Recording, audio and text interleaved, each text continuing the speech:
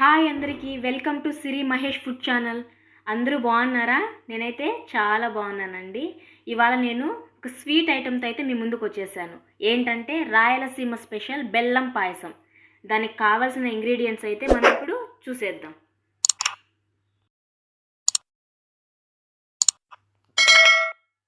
గంట పాటు నానబెట్టుకున్న ఒక కప్పు శనగపప్పు, ఒక కప్పు సేమియా, గంట పాటు నానబెట్టుకున్న ఒక కప్పు సగ్గుబియ్యం, 200 ml ఫ్రెష్ మిల్క్, 1.5 కప్పు బెల్లం, గుప్పెడు జీడిపప్పు, ఎండు కొబ్బరి ముక్కలు, ఎండు ద్రాక్ష, 3 క్రష్ చేసిన ఇలాచి, నెయ్యి.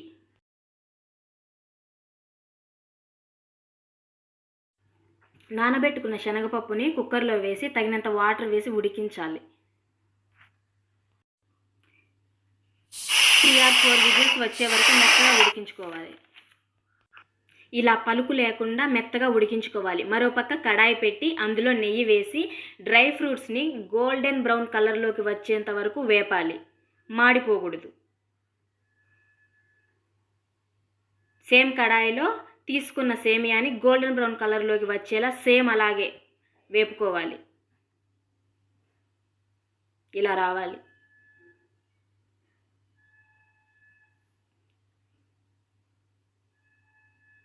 ఒక పాత్రలో నానబెట్టిన సగ్గుబియ్యం తీసుకొని ఉడికించుకోవాలి.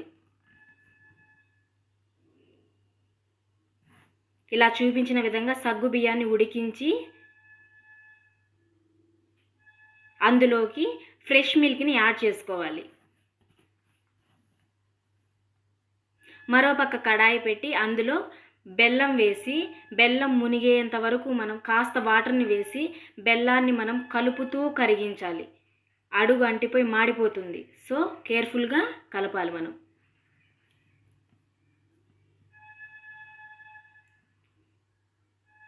పాత్ర పెట్టి అందులో మనం వేపుకున్న సేమియాని వేసి ఆ సేమియా మునిగేలా కాస్త వాటర్ వేసి సేమియాని మెత్తగా ఉడికించుకోవాలి.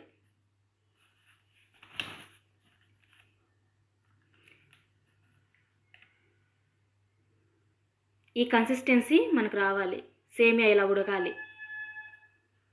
ఇప్పుడు అదే సేమియాలో శనగపప్పుని యాడ్ చేయాలి.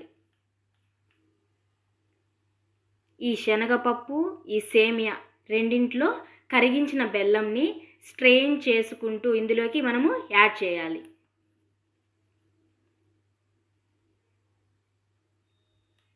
సగ్గుబియ్యాన్ని పాలతో ఒక పొంగు వచ్చాక మరిగించి బెల్లము, సేమియా, శనగపప్పు ఇందులోకి కలపాలి.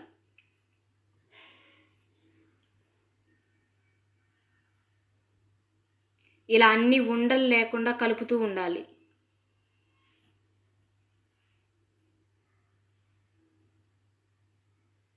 క్రష్ చేసిన ఇలాచీని అందులోకి యాడ్ చేసుకోవాలి.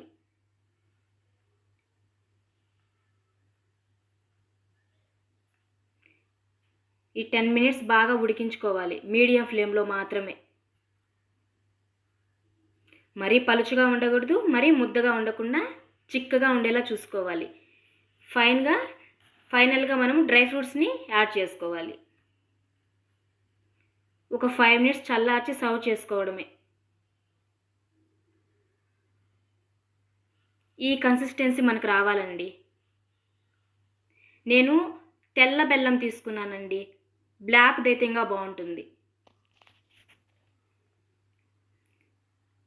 చాలా రుచిగా ఉండే రాయలసీమ స్పెషల్ బెల్లం పాయసం అయితే మనకు రెడీ అయిందండి.